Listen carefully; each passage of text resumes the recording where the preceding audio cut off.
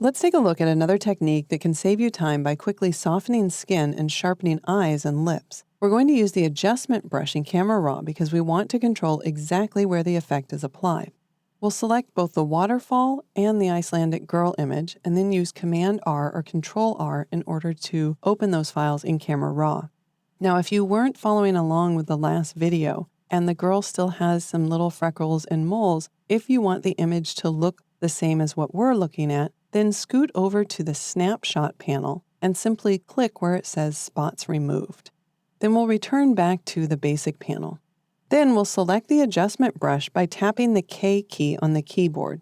We're going to reset all of the other sliders to neutral by clicking the plus or minus button next to clarity. In this case, we'll click minus. You can see all of the rest of the sliders are reset to 0, and then I'm going to increase the negative clarity amount to maybe somewhere around 60. Now we need to check our brush for a moment, so let's scroll down and make sure that our brush has a large feather on it. And I want to change the flow. I want to lower it down so that it takes multiple paint strokes in order to build up this skin softening effect. You might also want to show the mask while you're painting. That's up to you. It'll just show an overlay. In this case, I have it set to the default color, which is white. I'm also going to zoom in once by using the Command plus icon or Control plus icon on Windows, and then I'll use the space bar in order to center the girl more closer towards the center of the frame. Now I've got a large brush, and every time I paint with a brush, you can see what's happening. I'm slowly building up this adjustment, and everywhere that we see that white, that's the mask that's showing. So again, I'm going to slowly build up the adjustment. Of course, I can get a smaller brush here, and I can go into different areas, and I'm not really worried about whether or not I paint over the eyes and lips because I can always remove that in a moment. So let's say I've got that painted up the way I want. Now, in order to erase the effect from the eyes, all I need to do is hold down the Option key. Now, when I hold down the Option key, my paintbrush is too large. So I'll use the left bracket in order to decrease the size of the brush. And I also need to decrease the feather amount. So let's go ahead and drag that feather down to maybe just 9 or 10 here. This is going to give me a much harder edged brush. So again, I'll get a little bit smaller brush, and you'll notice that when your brush gets really small, when it's smaller than those crosshairs, the round circle part of the brush actually disappears. If we wanted to, we could zoom in. We could use Command plus, in which case now the brush would appear bigger. But remember, if you let go of the Option key or the Alt key, you're back to painting with the adjustment brush, not erasing. So don't forget to hold down that Option or Alt key. And in this case, my brush is even still too small. But watch what happens when I start painting over the eye area here. You can see that it's basically cutting a hole in this mask that I've created. And of course, if you make a mistake, just use Command Z or Control Z to undo that. And then remember to hold down the Option or the Alt key. Or if you don't want to do that, just click over here where it says Erase. And then we can paint with the eraser. Basically, again, we're just punching a hole in the mask. And I'm going to paint several times right around the eye area here, maybe also in the eyebrow area to make sure that those eyebrows, all those little hairs stay sharp.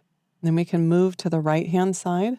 Again, I'm just cutting a hole in the mask because remember, when I started painting here, I was painting with a negative clarity, and that's going to help soften the skin, but I don't want to soften her eyes.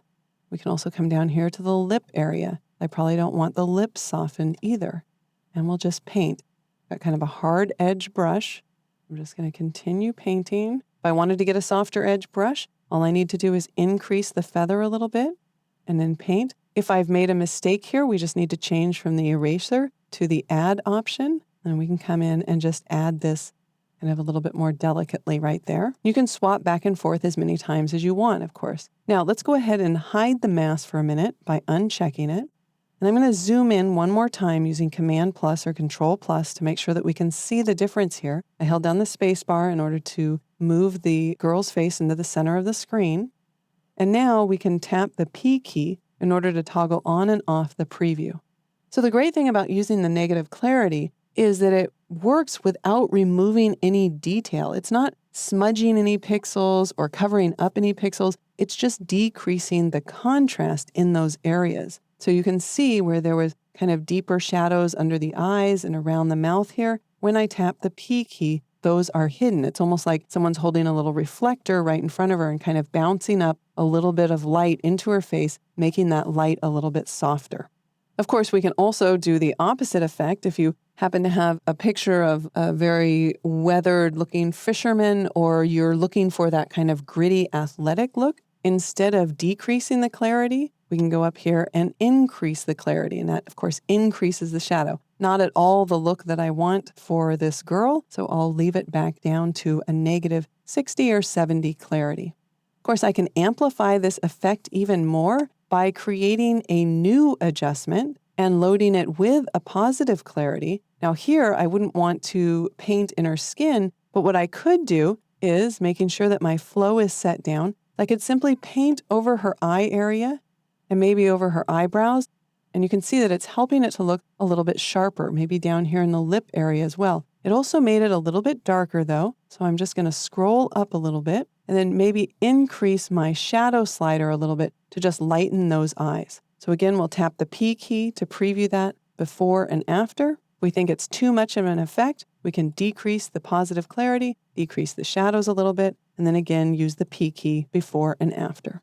I should also mention that if you've taken the time to set up a variety of different adjustments here, and you think that you're going to use these adjustments over and over again, you can use the flyout menu here next to the adjustment brush, and you can save these as a new local correction setting. It's almost like you're saving a preset for the brush. So in this case, I might want to save this as Add Clarity and Increase Highlights. And when I click OK, you'll notice that the next time that I select that list, you can see that preset. So this way I don't have to go in every single time and adjust all of my options. If I use the same options over and over again, I would simply save a preset. Before we wrap up, I'll just move over to the waterfall image for a minute. I just want to point out that you can also apply a positive or negative clarity slider to an entire image. So I'll put back the brush by tapping the K key. Now I'm back to the basic panel here, and I can use my clarity slider to either increase the clarity in order to add contrast in that mid-tone area, or I can use it to decrease clarity, kind of softening the whole image and giving it kind of a dreamier look. But since I typically like more control over the areas that have this decreased contrast applied to it, I will typically use the adjustment brush in a selective adjustment as opposed to the clarity slider here as a global adjustment.